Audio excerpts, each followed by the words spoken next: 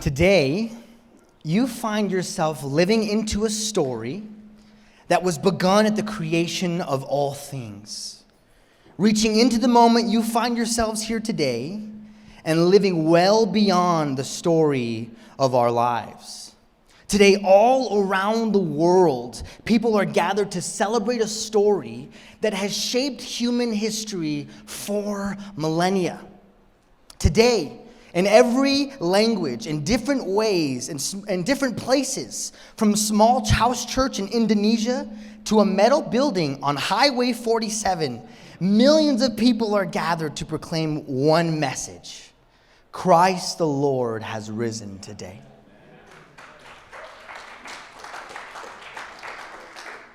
Welcome to Zion City Church, and welcome to our Easter service.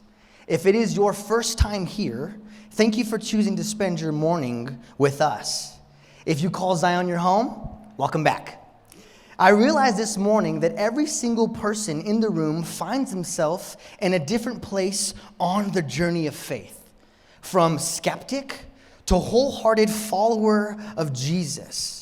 And wherever it is you find yourself, I just want you to know that you are welcome here. And it is our joy to walk with you on your way to following Jesus. And today, we celebrate the story of Easter. Now, for some, Easter is the greatest story ever told.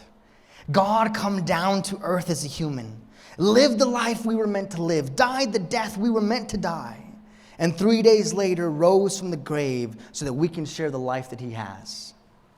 For others, Easter is a time where well-meaning but delusional people get dressed up for some reason in pastel outfits and celebrate the tomb of a homeless Jewish rabbi from 2,000 years ago. Wherever it is that you find yourself on the spectrum of the story of Easter, know this: Jesus meets you right where you are today. And Easter is a story we're all familiar with, at least for the most part. In a lot of ways, its familiarity to us has become common. But hear me in this: Easter is anything but common. How many people do you know have risen from the grave? Exactly. Easter is not very common. But what happens is we've lost our sense of wonder when it has come to Easter. And this is the disposition of the human heart, to easily lose sight of things that we once found wonderful and beautiful. And so here's what we need this morning. What we need this morning is not a familiar story. What we need is a fresh encounter. And this is my endeavor this morning, if you let me, is to do my very best to reclaim the wonder of the story of Easter. Are you in? Let's do it. So, the year is 1936. I wasn't there, but that was the year. And cinema is about to be changed forever with the very famous movie, The Wizard of Oz. Although contrary to popular opinion, this is actually not the first film in color, but it was one of the very first films that kind of mastered the skill and the technology of what's called Technicolor, which was how they shot film in color in those days. And this movie would shape cinema history and technological history for years and years to come. Now, spoiler alert about the film. It's been 83 years. If you haven't seen it by now, I don't know what to tell you, okay? But there's a scene where a tornado has taken place and it's lifted Dorothy's house up, which the physics beyond that, we're not going to get beyond that. But anyways, and her house comes crashing down perfectly intact. Again, not getting into the physics of all that. And after she's crashed, the whole film up until this point has been shot in a filter called sepia, which makes things seem gloom and dull and dusty and dark. And it's just not very attractive. It looks sad. And Dorothy in the story, she's embodying how the film was being shot with this kind of filter on it. But suddenly, when the house lands in Oz and Dorothy steps out, she's plunged into a world of Technicolor. That everything around her is vibrant and beautiful and wonderful. And she quotes that very famous line, "We're not in Kansas anymore, Toto," right? "Toto, we're not in Kansas anymore." And she realizes she's been birthed into a brand new world filled with awe and wonder. Her life, once filled with sepia-toned sadness, is now filled with Technicolor wonder.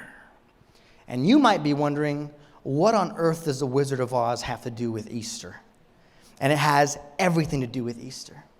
Easter is a plunge into a whole new world filled with opportunity and beauty. Easter is an echo of hope to reverberate into the hearts of those who feel defeated.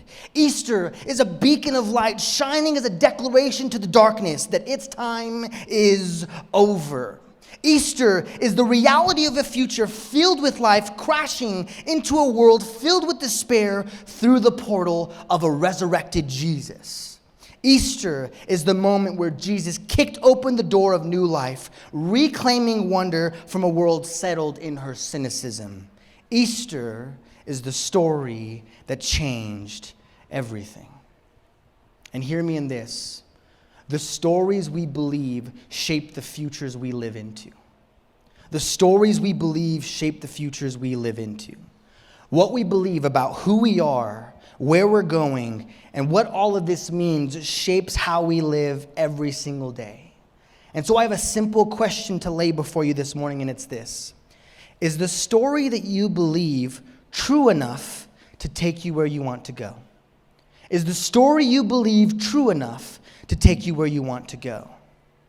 Now, maybe you've come here this morning searching. You don't normally come to church, or you haven't been coming to church in a long time because, if you're honest, you found some better things to do. Sunday brunch is just super killer. For some reason, when the alarm goes off, no thanks, I'd rather sleep, right? Whatever it is, there's a variety of reasons for why you haven't been coming. And maybe today, it's more about tradition for you than anything. Like it's Easter, right? This is the one day I got to get out, I got to get to church, I got to be there. Why? It's Easter. It's what we do, right? Or maybe you got the call from grandma on Saturday night saying, you better get your butt to church, boy, right? Whatever it was. And so you feel that you've come here maybe out of obligation, maybe at risk of your own life, right? Not going at what grandma will do when she finds you, whatever it is. But I have a suspicion that deep down you showed up today not because someone dragged you or because you got threat of violence on your life, but because you felt compelled. Because somewhere deep down, you long for a different story. The story you have been living into has not been enough. And maybe you've done this Easter thing before. You walked into a service like this, there was a talk, some songs, and people seemed generally happy, but you were looking for something more. And so every single Easter you come with a little bit of expectancy, a little bit of longing for something more. And if you're honest, every Easter you leave a little disappointed. Because that longing that you had, that little inclination for something more, was not fulfilled. Maybe for months you have been trying your very best and it hasn't been working out. All the things you thought were going to make you happy aren't, and you find yourself disillusioned. You're doing everything you ever wanted, and you should be happy, but you're not. And something is still missing in your life. Or maybe, for you, today is business as usual. You know the story, you know the songs, and it all feels a little bit like Groundhog Day. Repeat, repeat, repeat. Easter used to fill your heart with wonder and excitement. Not for the colored eggs or for the big lunch after, but because you got caught up in the story of Jesus. But lately, your heart's grown cold. You still believe in God. You still want to honor Him.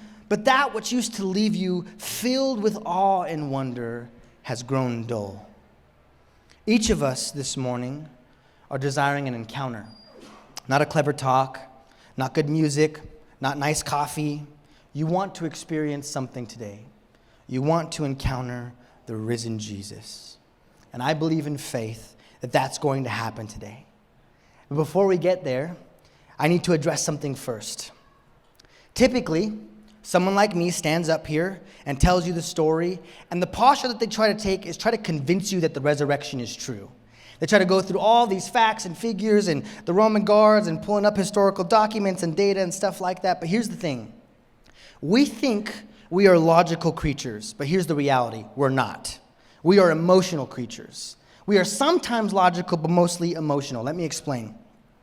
You know the value of a green smoothie, right? You know its value, nutritional value, necessary vitamins, caloric intake, all of that stuff. But you show up to work on Monday morning, and Lisa from accounting brought a big box of donuts. You know intrinsically the value of a green smoothie, but that one is covered in chocolate, right? And so knowledge can be stored up in your heart, and you can know all the knowledge of caloric intake, but man, that looks so good. And yesterday was hard, and I've been good on this diet, and whatever it is, right? And so emotional decision drove you, and there you are, 3 donuts deep somehow in shame, right? We're never going to speak of this again. We think we're logical creatures. Oh, if I just calculate the amount of calories here, I would never do. No, psych, you would. And chocolate on your face and on your fingers, you're caught. Chocolate-handed, right?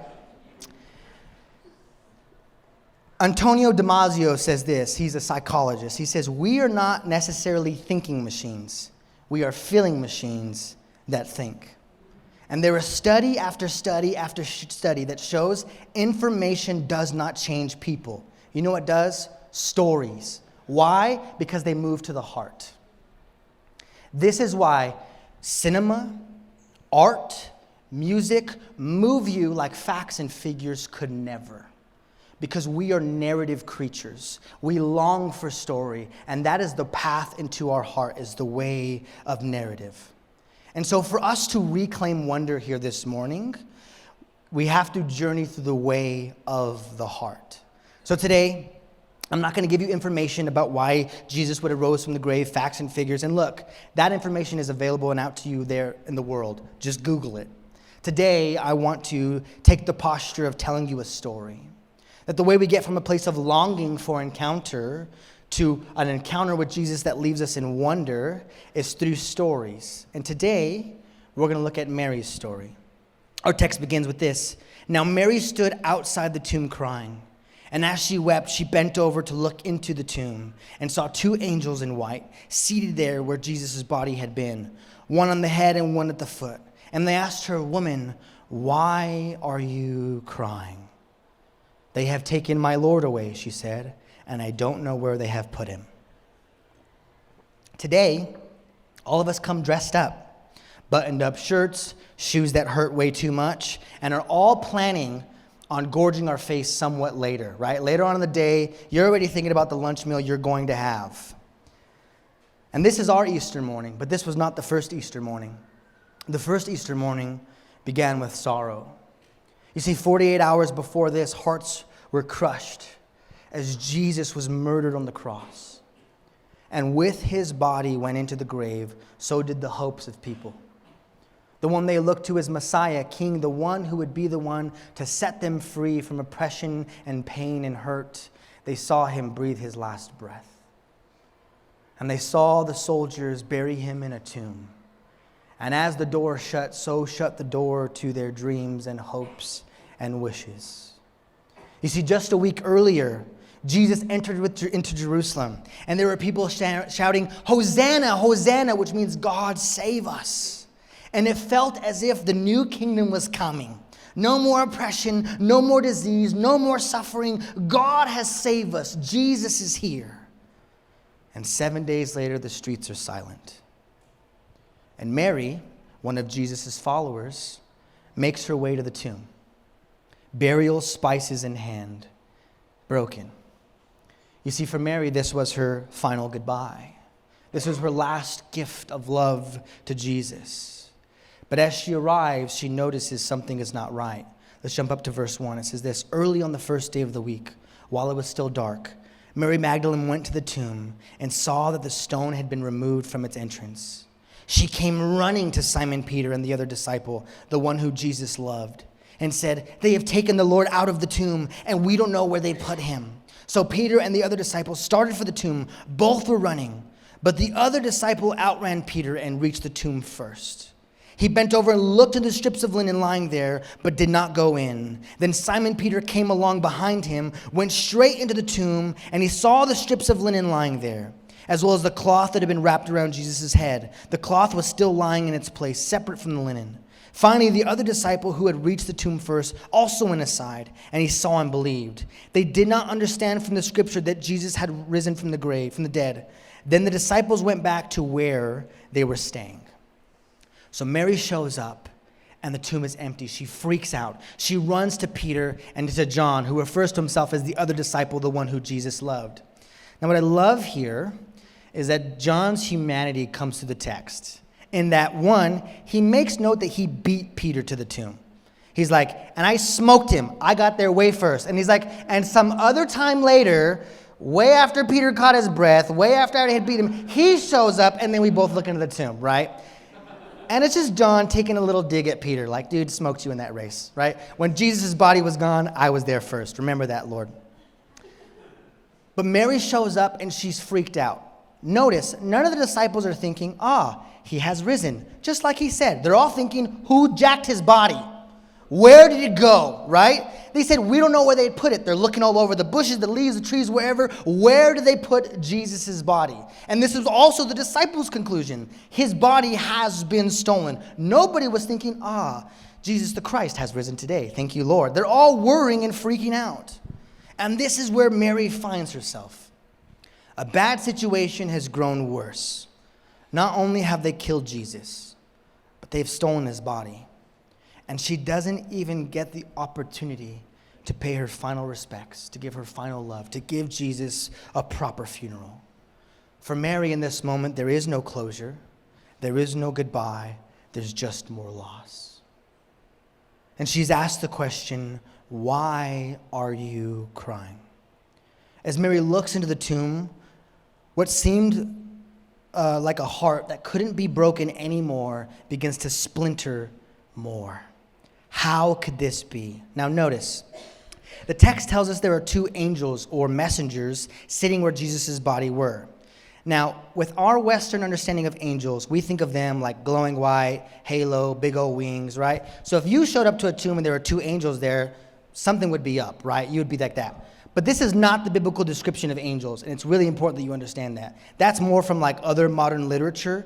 Angels, all throughout the scriptures, look like people. This is why all the time they're getting mistaken for people. And this is why Mary is not like, Christ the Lord has risen today. There's just two dudes chilling in a tomb. Okay? And she's like, what are you doing here? They're like, why are you crying, right? And so this is what's happening in Mary's world. So Mary is not like in trauma and shock and disillusioned, right? Though she is part of that. But she sees there's two people in the tomb and she wants to know, where have you put Jesus? They look just like two regular people to her. And so the Bible never describes angels with wings or halos. Every description it has is that they look like humans, just way more impressive. The thing that you're thinking of with the wings and all that other stuff is seraphim or cherubim. And we're not going to get into that tonight. That's a whole thing. Or to this morning, that's a whole other ball game. But they ask her a simple question, and it's this. Why are you crying? You see, Mary's story is one filled with heartache, hope, and heartache again. When we find Mary in the scriptures, we see that she is oppressed by 7 demons. Not 1, not 2, but 7 demons. And her life is in shambles, as you could only imagine. And Mary knows what it's like to lose everything. To have her family turn on her, to have people ridicule and judge her. What were you doing that you invited 7 demons into your life? To be an outcast from society, to have no friends, to have nothing. To be looking for hope and answers and clarity, and for this oppression to go away and to find nothing. You see, Mary knew the pain of losing people she loved, feeling helpless, and feeling alone. But then Jesus stepped into her story. And all her life, she had been overlooked, dismissed, and pushed to the side. But when Jesus sees her, he sees who she really was supposed to be. And he speaks over her life, and the demons flee. Mary has clarity of mind, and a life that was abandoned to pain and hopelessness finds hope again. When everyone overlooked Mary, Jesus saw her. For the first time in her life, she belonged. Not only did she just see her and heal her, but he included her. He welcomed her into his discipleship cohort. He welcomed her into following after him. And for the first time in her life, she belonged. She was seen. She was loved. Then just as things were going amazing, in a moment, it was all taken from her. This shows us what Jesus is like, that he sees the forgotten by others and he loves the ones who feel unworthy of love. And on that Friday, she would never forget as she looked in the eyes of the one who loved her and the light behind them went out. Mary lost everything. And to make it worse, she couldn't even say goodbye. Maybe you relate to Mary. Maybe you have walked through these doors not rejoicing but hurting. Maybe for you life has been hard and lately it's been harder than usual. Maybe you too know what it feels like to lose something you love. Maybe this year you buried somebody you loved and today you feel the sting of their absence. Maybe this year you lost a relationship. Somebody who was a huge part of your life has now become a stranger. Maybe you have come carrying with you the weight of your world. Stress, anxiety, depression are all crippling you at every corner, and you don't know how much longer this can go on. Maybe you walk through these doors this morning with the ache of losing someone that you have loved. Maybe you have come this morning realizing that the story that you're currently living does not have the power to take you where you want to go. Maybe you feel like Mary this morning, with your hopes and dreams and pieces in your hands. The story goes on. At this, she turned and saw Jesus there, but she did not realize that it was Jesus. He asked her, "Woman, why are you crying? Who is it you're looking for?" Thinking he was the gardener, said, "Sir, if you've carried him away, tell me where you've put him, and I will get him." Suddenly, there's another person in the mix here other than these two dudes chilling in the tomb and Mary herself looking on at it. And it is Jesus who asks her the question, "Why are you crying, and who is it you're looking for?" First, why are you crying? Now, is Jesus oblivious? Is he dense to why she's crying? "Well, Mary, what's wrong? Why are you crying?" He knows why she's crying, okay? This is not a news flash to Jesus. What he's trying to get her to do is to turn around and see him. Her eyes are only focused on the empty tomb. She's not looking to the voice that calls her. Because later in the text, it tells us that she turns around and realizes it's Jesus. But she just hears the voice in the background saying, "Why are you crying?" And she's like, "This dang gardener. Where have you put him, right? Just tell me where he is so I could find him." That's who she thinks that Jesus is. And the second question he asked her, right, is, who are you looking for? So, first, Jesus asks her this question of why are you crying because he wants him to realize who he is. Soon, and very soon, she would realize that wonderful truth. That's this: death does not get the final word. And Jesus wants Mary to see that now is not a time for sorrow or for mourning, but it's actually a time for dancing and joy. That right now is actually a moment filled with wonder, to behold what God has done. Now the second question is this: who are you looking for? Again, Jesus knows why she's at his grave. And he knows who she's looking for. She's looking for him.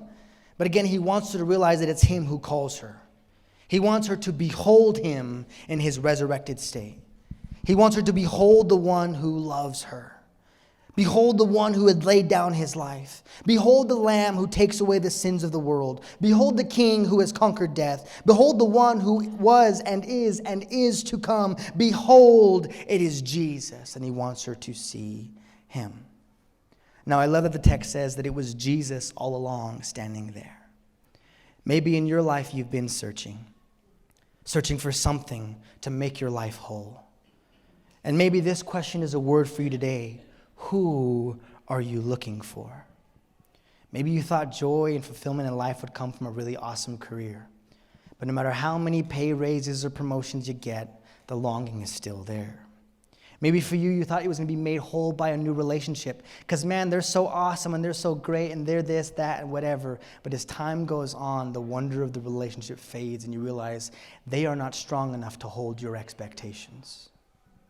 Maybe for you, you thought you'd be made whole by wealth. If we could just have a little bit more. Those Teslas are so, so nice, right? If we could just have these things, but you're surrounded by things and you still feel lonely. Maybe in all these things, you weren't looking for a what, but you were looking for a who, and it was Jesus. Bruce Marshall says this: the young man who rings the bell at a brothel is unconsciously looking for God. There is this pursuit that each of us go down, looking for something more to satisfy the longings in our heart, and it's found in Jesus. And the question for you this morning is, who are you looking for? I'll tell you, behold the man, Jesus. Now, maybe you're thinking, this sounds nice, Andrew, but you don't know me, man. You don't know where I've been. You don't know the things that I've done. You don't know the things that I said to the driver who cut me off on the way in here this morning. God could never use me. I'm too broken. I've lost too much. I've turned away too many times. I should have responded 20 Easters ago, but here I find myself today. Jesus, hear this, reveals his resurrected body, not to his closest disciples, in Peter, James, and John, not to the religious leaders, not to the people who crucified him, which, if I had the opportunity to rise from the grave and there were people who murdered me, I would absolutely show myself to the people who murdered me. Thought you got me, you didn't, right? That would be me. I got problems, pray for me. But Jesus shows himself to Mary, to a woman with a painful past. And to be honest, when you've had 7 demons, people have a hard time hearing what you have to say. But it is into her hands that he gives the first opportunity to preach the gospel. It is into this woman's hands that he reveals his resurrected form first, before anyone. It's Mary. God uses broken and bent tools to build his kingdom. You may think, I'm this, I'm that. Jesus knows and wants to use you anyways. That resurrected life means whatever it is that's in your story that brings you pain goes into the grave with him. And what comes out is brand new life. And this is available to you today because he's alive. The story goes on. Jesus said to her, Mary. And she turned towards him and cried out in Aramaic, Rabboni, which means teacher. Jesus said, do not hold on to me, for I have not yet ascended to the Father. Go instead to my brothers and tell them, I am sending to my Father and your Father, to my God and your God. And Mary Magdalene went to the disciples with the news, I have seen the Lord. And she told him that he said these things to her. So first thing I want you to notice, he calls Mary by her name. This is what gets her to turn around and realize it's Jesus. At first, she didn't recognize his voice, but upon saying her name, she realized it was him and turned with joy and gladness to see the risen Christ. God knows your name. God knows your story. God knows where you've been. God knows the tears you've cried. God knows the hurt that you've carried, and God sees you today. And hear this, he calls you by name. In a world where it's easy to be forgotten and pushed to the fringes, Jesus sees you. And he calls you by your name. He speaks to who you actually are, your real identity. Not the things that others have said about you, but who he says that you are. Now notice, the story of Easter is not, well, we just have to find a way to move forward without Jesus. And the story of Easter is not, well, we just hope one day that all this gets figured out. The story of Easter is that Jesus meets us right in the middle of our garden of sorrow. The story of Easter is not just some future thing. One day we all hope, pray, the world ends soon or whatever. So we get to that point then. No, resurrection life means right now. Resurrection life means that we celebrate today, not because of something that happened 2,000 years ago. We celebrate today, not because of the hope of the resurrection we have in the future. Those things are true. We celebrate today because resurrected life is breaking through right now. That when Jesus rose from the grave, it was the first fruits, the first signs of the kingdom that is coming. Here's a misunderstanding that we have. Many of us, the stories that we believe is this. If I'm a good person, if I just believe all the right things, that Jesus is God and he died on the cross, the whole shebang, that one day I'll get to heaven and then safe. Missed it, barely, but we made it, right? That's like the hope that we tell people. The only problem with this is the Bible. The only problem with this is the scriptures. That nowhere did Jesus just say, hey guys, hang tight, things are really crappy, I know, but one day it'll all be better. Good luck till then. Absolutely not. The meta-narrative of the scriptures is this. It begins in the garden where heaven and earth were once one place. And because of sin, heaven and earth were split apart. And God, from the very beginning, has initiated a plan to bring heaven and earth again, back together again through his son, Jesus. And when Jesus rose from the grave, that was the first sign of the inbreaking kingdom, that the kingdom of God is here now. Fulfilling the very prayer of Jesus that he teaches us to pray, let your kingdom come, your will be done on earth as it is in heaven. The fulfillment of the scriptures is not just going to heaven one day when you die, but it's actually heaven coming down in the person of Jesus. And that heaven is spreading through the kingdom as God is infecting the hearts of people, and he becomes the kingdom in their hearts. Is this not what Jesus says, that we become the temples that dwell his spirit? And that is the church. And this is the resurrection story. It's not that we just hold on until one day things get better, though we will be with Jesus when we die, but it's that Jesus is here now, moving, breathing, speaking. When Jesus leaves his disciples, do you know what he tells them? It's going to be a total bummer when I'm gone. No, he says, it's better that I leave. Why? That I may send the Spirit.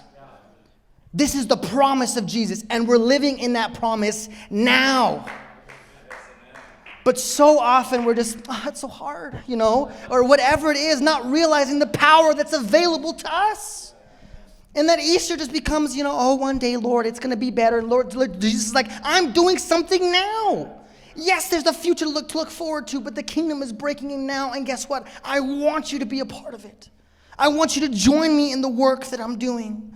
The promise of Easter is that heaven and earth are going to be reconciled again, and are being reconciled again in Jesus. This brings us back to the Wizard of Oz. When I think about Easter, I tried to think of something that encapsulates what it's like to experience resurrected life. And those words came to mind, Technicolor Wonder. And this is what I've entitled the sermon today. It is about us realizing that the world we see today is only a part of the story, but a new world has come in Jesus and is breaking in by way of his Spirit, filling people with wonder. Easter means that Jesus is alive and well, moving, speaking, healing, and remaking the earth. Easter means that Jesus is loose on the world, overthrowing darkness and bringing light and life. Philip Yancey says this, in many respects, I find an unresurrected Jesus easier to accept. Easter makes him dangerous. Because of Easter, I have to listen to his extravagant claims and can no longer pick and choose from his sayings. Easter means he must be out there somewhere. I never know where Jesus might turn up, how he might speak to me, and what he may ask of me.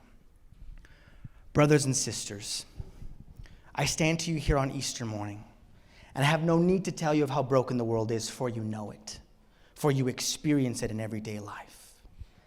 And too often I see the church with her hands closed saying, well, I wish there was just something more we could do.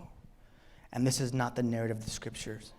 Because Jesus is alive, this changes everything. Because Jesus is alive, it no longer means that we can just sit on the sidelines and hope for a better future, but that God is calling us into our worlds to carry with us the presence of God, to meet people right where they are today. This Easter, I want something to be different. I don't want this to be the same old song and dance where you do the same thing over and over again. I am asking that this year you let your eyes be filled with wonder again about the man who lives, about the man who conquered death, about a man who defeated the grave. And what are we to do with this incredible message? Jesus tells Mary, go and tell. We are gathered today in unison, in agreement with millions of people around the world who speak all sorts of different languages, who look all different, who are meeting in different places and spaces. And we all proclaim one unified message. He has risen. And that because he lives, guess what that means? We live. Because he has life, we have life. We proclaim that Jesus has defeated sin, death, hell, and the enemy forever, and we are walking in his victory. And that we proclaim here on Easter morning, and every place that we go into, death does not get the final word. He does. And he promises resurrected life. So we're going to land this plane now and get you to that Easter lunch that you've been so looking forward to. But here at Zion, we're not people who just hear the word and do nothing. We are people who hear the word and respond. We don't just hear the word, clap our hands, and say, oh, good sermon, thank you, have a nice day. But when God is speaking through his word, we allow it to do the work it's meant to do in us, as it says in Isaiah 55.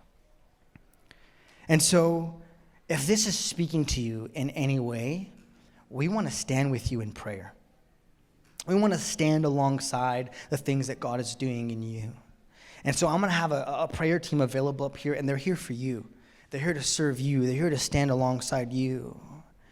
And so if God is meeting you where you are today with this message and is calling you into new life, we would love to pray with you. If you've been following Jesus for a long time, but today he is stirring your heart anew, we want to pray with you. And if you have brought the pain of your world with you today, we want to pray with you. And I want to leave you with the words of Jesus in Matthew 11. Would you stand with me?